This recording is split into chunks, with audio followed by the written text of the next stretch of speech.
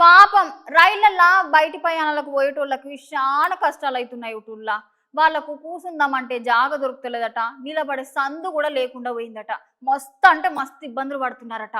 Railway అధికారులు మా ఇబ్బందులను పట్టించుకొని ప్రత్యేకమైన రైళ్లను అలాగే బోగిలను ఏర్పాటు చేయాలని అనబట్టిండ్రు అందరూ. ముచ్చటేందో మీరే చూడుండ్రి.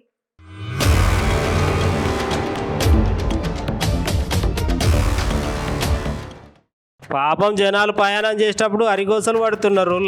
వాళ్ళ గోసలు అయితే చెప్పలేని గోసలు.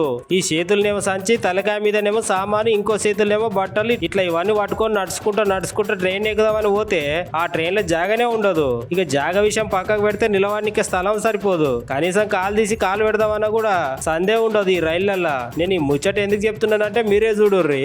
భారతదేశంలో బుల్లెట్ ట్రైన్లు వస్తాయి అనుకుంటున్న తరుణంలో వందే భారత్ రైలు, మంచి మంచి ఎక్స్ప్రెస్ రైలు శరవేగంగా దూసుకుపోతున్న క్రమం ఈ జనరల్ బోగి రైళ్లను దేకిన నాదుడే లేడు. కనీసం వాటి ముఖాన కూడా చూస్తలేరు ఈ రైల్వే అధికారులు. పెద్ద పెద్ద రైళ్లను అభివృద్ధి చేసుడు కాదు, ఇట్లాంటి చిన్న చిన్న జనరల్ రైళ్లను కూడా అభివృద్ధి చేయాలి. అట్లనే కొన్ని రైళ్లను వాటి బోగిలను కూడా పెంచాలి. ఎందుకంటే సామాన్యులైన జనాలు ఈ జనరల్ బోగీలు ఉన్న రైళ్లనే కదా ప్రయాణం చేసేది. అందుకనే ప్రయాణికులు ఇబ్బంది కలగకుండా రైల్వే శాఖ అధికారులు గమనించి ఆ ప్రయాణికులను దృష్టిలో పెట్టుకుని మరికొన్ని జనరల్ బోగీలను ఏర్పాటు చేయాలని కోరారు. మాకు వందే భారత్ బుల్లెట్ ట్రైన్లు వద్దు, సాధారణ రైళ్లను పట్టించుకుంటే చాలు అని వాళ్ళ బాధను వెళ్లిబుచ్చుకున్నారు ప్రయాణికులు.